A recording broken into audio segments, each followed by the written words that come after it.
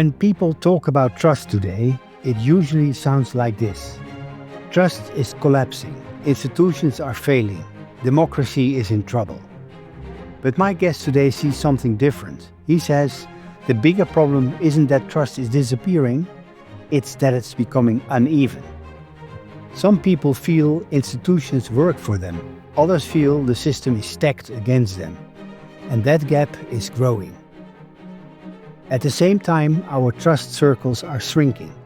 We trust people who think like us, vote like us, read the same sources as us.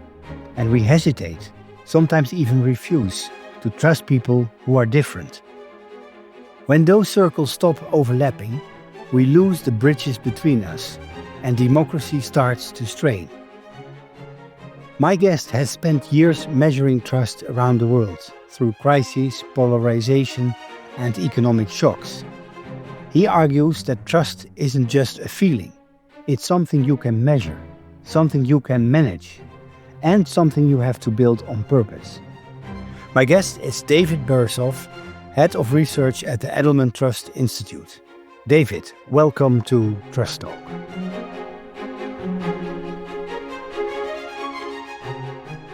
David, you joined Edelman in 2016, so you're now 10 years in. When you arrived, what surprised you most about doing trust research inside a communications firm rather than in academia or a think tank? I think the biggest shock, the biggest sort of cultural shift in my mind was the exponential reach of my work that you get when you move from an academic setting to a commercial communication company setting. So when you're an academic, if in terms of the people who read your articles, maybe hundreds of people. In terms of people who might like or look at your articles, it could be thousands. We're talking about millions of people now seeing my ideas, not necessarily associated directly with my name, but being able to reach millions of people. And not only a lot of people, but a variety of people. It's not just other researchers, it's institutional leaders, business leaders, academics, policymakers, government officials, as well as the public. It was like a whole new world. Of course, associated with that, it meant that I had to produce work. The Edelman Trust Institute has to produce work that is mediagenic, has actionable insights for clients, and furthers the academic discussion. That's a lot to ask of a piece of research, and that's really the new major challenge associated with going from academics to a communications consultancy. But the payoff, if you get it right, is just a huge, huge audience. Yeah. You've tracked trust through financial crises, political upheaval, and the COVID pandemic. When you step back and look at the bigger picture, are we losing trust or are we learning to trust differently? So I have a bit of a contrarian view on what our major trust problem is. If you talk to people today, I think the leading trust problem that they would identify is decreasing levels of trust, plummeting levels of trust falling off the end of a table. And I don't really see it that way. In fact, if we look across the last 10 to 15 years of trust barometer data, we actually see our trust numbers are rising.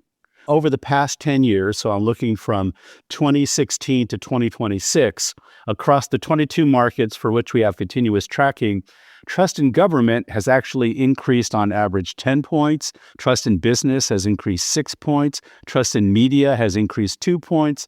And trust in NGOs, so those are the four big institutions we measured, has remained basically flat with a non-significant 1 point drop. If you look at the Edelman Trust Barometer Index, and the index is the average percentage of people who trust business, government, media, and NGOs over that same 10-year period, we see significant increases in both developed and developing markets, as well as among low and high-income respondents. Even if you just look at the U.S., which is often touted as sort of the epicenter of declining trust, the trust index has only declined 2 points since 2016, and government trust has actually remained flat over that time. So In my mind, the problem or the big sort of mega trend is not decreasing levels of trust. Rather, what our data shows happening over the past decade is that trust is actually becoming more out of balance, more unevenly distributed. So what do I mean by that? In 2012, the first year we measured institutional trust among the general population, the trust index was 49% among those in the upper income quartile, while the trust index was 43% among those in the bottom income quartile. So less than half of both, only about 6 points apart. If you fast forward to 2026, the trust index among the upper income quartile is now 63%, a 14-point increase, while the trust index among the lower income quartile is at 48%, which is only a 5-point increase. So while both income groups have seen trust increases over the past 14 years, that group was lopsided such that the trust realities of the better and less well-off has diverged from a situation in which the majority of both groups saw societal institutions as untrustworthy to one in which the better off live generally in a world where institutions can be trusted, while the least well-off continue to live in a world where a majority feel that social institutions can't be trusted. And what the trust barometer is telling us or suggesting is that despite these overall trust gains over time, we're actually in a worse position trust-wise than we were 14 years ago when the lack of trust was actually more widespread. And this is because we argue, our point of view is that trust imbalances are more destabilizing and disruptive than low or declining levels of trust.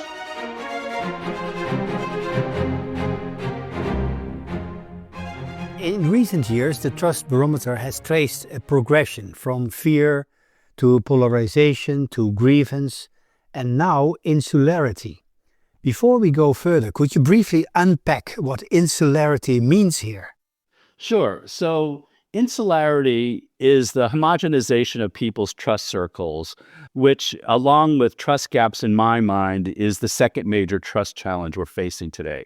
So people have always been more likely, they've always been more amenable to trust people like themselves versus those who are different than they are. But we've gotten to the point where it's very difficult for people, if not impossible, for people who are different than I am when it comes to their values versus my values, or their facts versus my facts, or the sources they trust versus the sources I trust. When it comes to strategies they feel are correct for addressing societal problems, even our cultural backgrounds. It's very hard for people who are different than I am to get into my trust circle.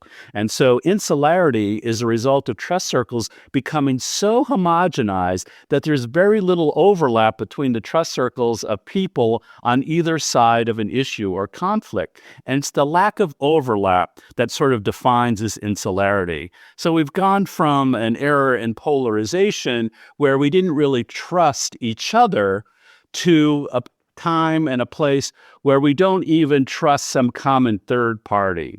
It's the people we trust in common which bridge trust circles among people who don't trust each other. As our trust circles have continued to shrink and become devoid of difference, these bridges have fallen into the sea, and we're left with these little isolated islands of trust. That is insularity. This year, you say 7 in 10 people hesitate to trust someone who is different from them. What does that look like in ordinary life?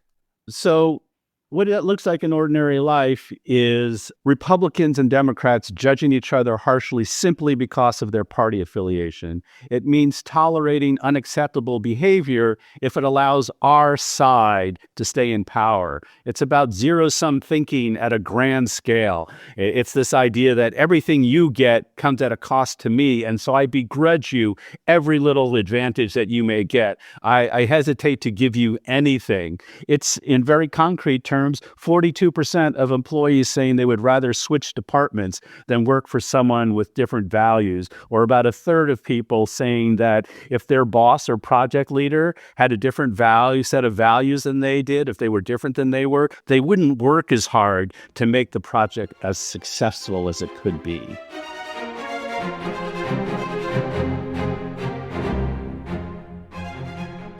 One of the most striking findings is that people trust their employer more than government, media, or NGOs.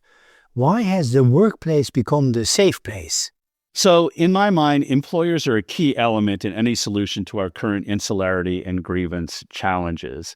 Employers, if you think about it, are the key mediator between capitalism and societal equity efforts and their impact on individuals. So, when it comes to addressing grievance, employers are a pivotal player because they're a primary conduit through which the opportunities and benefits that can soften grievance flow. In some ways, employers are a ground zero of perceived fairness. If I think in terms of, say, my financial security, that is how fairly I think I'm being paid, or am I being paid a living wage? When I think about institutional fairness, when I think about trying to make sure that the playing field is even, the most likely place that I experience that is in the workplace. Do I get the opportunities I think I should be getting? Am I being considered for promotions and wage increases? It really is where sort of society and governing philosophy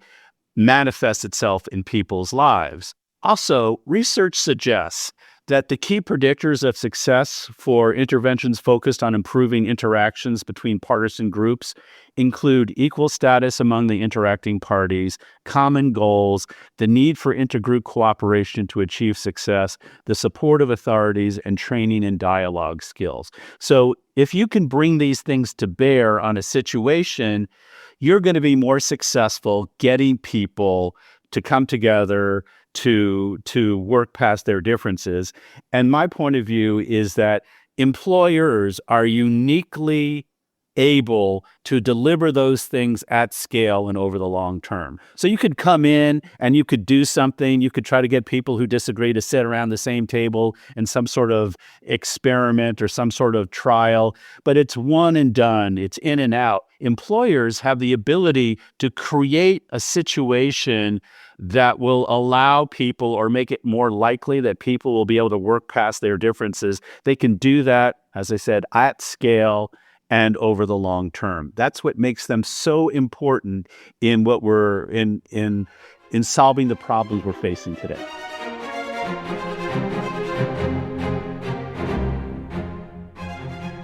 Democracy depends on accepting decisions made by people who are not like you. But if people increasingly only trust those who are similar to them, that foundation starts to crack. Is that what the data are telling us? Unfortunately, and in a word, yes, that's exactly what the data is telling us. Diversity is sort of the lifeblood of democracy. What makes democracy strong are people with differing opinions coming together and working out a solution. And when you have these differences coming together, the solutions you get are going to be sort of less extreme and probably more fair generally. But the tricky thing about a democracy is sort of managing that diversity in the face of people's sort of natural in-group, out-group tendencies.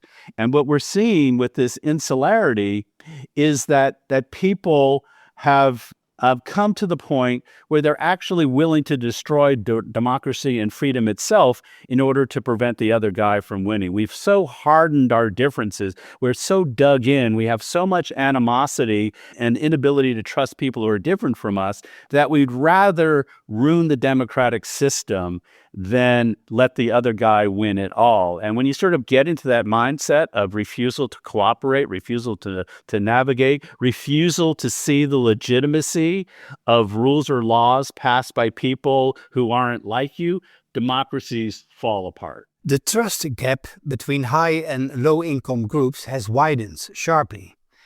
Is today's distrust mainly about economics? So economics is more of a correlate than a cause. So there's nothing about having less money in itself that makes you less trusting, but having less money does tend to be associated with feeling that the system is unfair or stacked against you, which is sort of the root of grievance and mistrust. But people who have less money, who don't feel cheated or overlooked by institutions and institutional leaders, actually trust at similar levels as people on the higher end of the income distribution. So it's not the mere fact of not having a lot of money. It's that often when you don't have a lot of money, you chalk that up to an unfair system, institutions who ignore people like you, a deck that's stacked against you, and that's what ends up depressing their trust levels.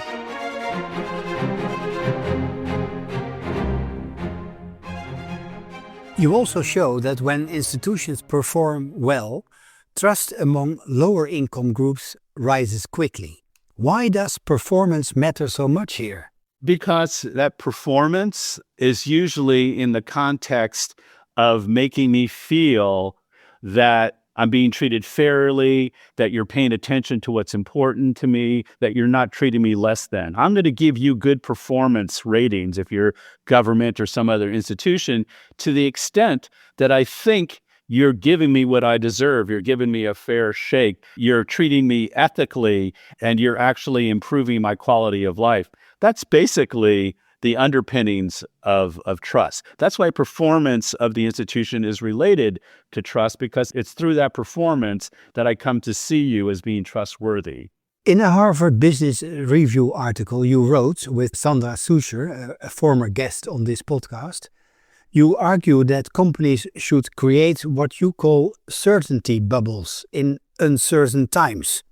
What does that mean in plain English? Sure. So I think I can kind of capture the essence of that article and even the essence of a certainty bubble with, I think, my favorite case study from that article, which was what I call the tale of two banks, Kaspi versus the other banks. So what was going on is there was a currency devaluation and economic uncertainty in Kazakhstan, and there was a run on Kaspi and two other banks. Now, the natural inclination of businesses in times like that is to focus on their own uncertainty, to kind of go into survival mode.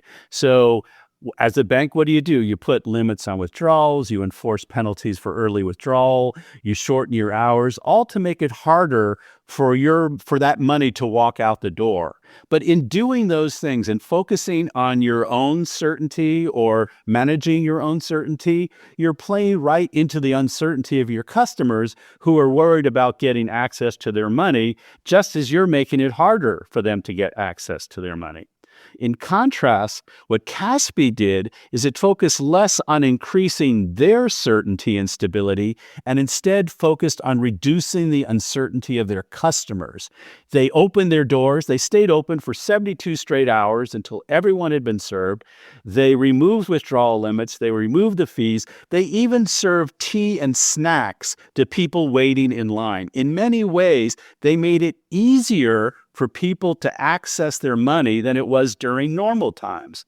The general economic uncertainty of Kazakhstan was still there, but Kaspi customers had one less worry, one less domain of uncertainty, and that was to access their money amid the chaos. That was their certainty bubble created by Kaspi. And as a result, by focusing on reducing the uncertainty of their stakeholders versus going into survival mode, which again is the natural inclination, let's go into survival mode now, do what we need to do in order to get through and worry about repairing the trust damage on the other side. Rather than doing that, Kaspi focused in an empathetic way on the uncertainty of their customers, and as a result, they not only remained solvent, seeing only a 10% decline in deposits, but they saw new customers flood into their bank, and they were able to parlay that trust into success as a fintech marketplace and payments platform. They not only survived the crisis, they sort of slingshotted or accelerated out of it to even greater success than they had before.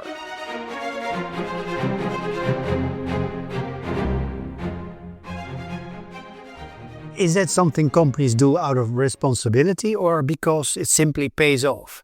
I want to be clear because, I think this kind of conversation gets looped in with this idea, that companies need to weigh in on societal issues. They need to be more engaged. They need to do more than just worry about a profit. This is not in that ilk. This is not about charity or largesse or even putting business interests on a side or back burner. It is plain and simply a better business strategy in a climate of uncertainty. It's about getting that Caspi-like success rather than limping out of a period of uncertainty and having to then go into rebuild and repair mode in order to sort of deal with the damage you caused by the decisions you made during the uncertainty. The truth is, all periods of uncertainty come to an end sooner or later, and if all the actions you take amid uncertainty fail to recognize that fact, you're going to suffer through the crisis and you're going to suffer continually well into the recovery. You describe trust brokering as helping groups understand each other rather than trying to change them. That sounds simple, but is it realistic in today's climate? I'm really glad that you brought this up because it is a critique that we're getting to this year's report. You mean we're going to get people who are different than each other, who don't like each other, who don't trust each other, are going to come to a table and start to talk to each other? That doesn't seem like it's likely to happen. That doesn't seem realistic at all. First of all, I want to be clear that we understand that it's not going to be easy to get people to cooperate. That's why we talk about this whole trust brokering strategy. I would urge people to look at things from the other side. We've tried the change approach for a while now in terms of, us and them, this group and that group, one side versus the other side. We've tried pressuring each other. We've tried insulting each other. We've tried attempting to embarrass each other or coerce each other. We've tried pushing things through against the will of the other guys. None of this has led to stable progress. I think it's unrealistic, or what is unrealistic, is hoping, expecting, or continuing to wait for people to change, to see the light, to come to their senses, to finally find that one piece of evidence or have that one life experience that gets them to soften their position. It's not going to happen. It's not realistic. We have to start dealing with people as they are. We have to figure out a way forward that doesn't require agreement on all of the facts, or that doesn't require everyone to have a similar worldview. That's what trust brokering is at the end of the day. It's a new approach to dealing with intergroup animosity and distrust based on identifying something that all sides want and all sides value or need, and then providing them with a safe environment in which to engage in the necessary compromise, cooperation, and horse trading or dealing that is necessary for them to get this thing that they want.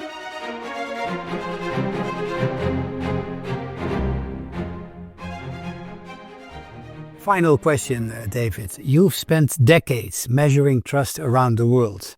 Has that made you personally more trusting or more careful? It's an interesting question. Yes, I've been studying trust for a long, long time. But interestingly, though, the way we study trust is not in terms of are people trustworthy or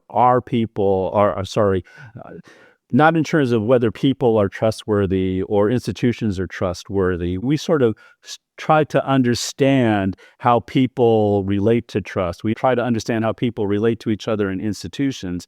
And so what all this has done has not necessarily made me a more or less trusting person, but it has made me, to be perfectly frank here, it has made me despair how we're going to get out of this trust morass we're in and repair the social fabric so we can return to functioning societies. Because right now, the trust situation in most of the world, especially Western democracies, is not conducive to smooth functioning societies. What's one thing most people misunderstand about trust? So I have three things, and then I'll let you decide the interesting one you want to edit in. But the three I have. Just because you experience trust and distrust in your own life doesn't mean you understand it and how it works. One of the things about trust is its accessibility. Everybody feels it and experiences it, so people tend to feel that they really understand it and how it works. It's a very complicated thing. It's a specialization. You need to focus on understanding it as a scientist would in order to really be able to figure out how to change our current trust situation. The second is, Just as the Greeks talk about 4 different kinds of love, there are different kinds of trust. And those different kinds of trust confer different licenses on the people or institutions that have them. So, for example, I can trust your ability. That's separate from me trusting your motivation, which is separate from me trusting your integrity. And these kinds of trust in ability, trust in motivation, trust in integrity, are tied to a license to operate. So if I trust your ability, that gives you a license to operate. If I trust your motivation, that gives you a license to lead. If I trust your integrity, that even gives you a license to fail. But what people don't understand, what institutions don't understand, is just because you have one type of trust doesn't mean you have all the types of trust. Just because you have a high level of trust in one place doesn't mean that they're going to give you that license to lead or that license to fail. So I think people often misunderstand that there is more than one type of trust, and you need to work separately to build each of those types of trust. And that leads me to the last point. So one of my favorite things to say is that trust is a product. It's not a byproduct. You have to strategize around getting trust. You have to measure it in itself. You have to understand the type of trust you have, and you have to tend to building trust. It's not simply going to accrue as you go about your business, especially trust regarding emotions and integrity. It's not just something that comes to you. It's something you have to actively address. It's something you have to actively strategize around, and it's a separate to-do item. It's not something that just comes from being a good company or doing your business well. David, thank you very much for being the guest of the Trust Talk podcast. I'm grateful for you sharing Edelman's long-standing research into trust. I'm wishing you all the best and lots of success in the future endeavors to discover the role of trust. Thank you. Thank you so much. Thank you for listening to Trust Talk. Trust is easy to praise, much harder to understand. That's what these conversations are for. Hope to see you back for the next conversation.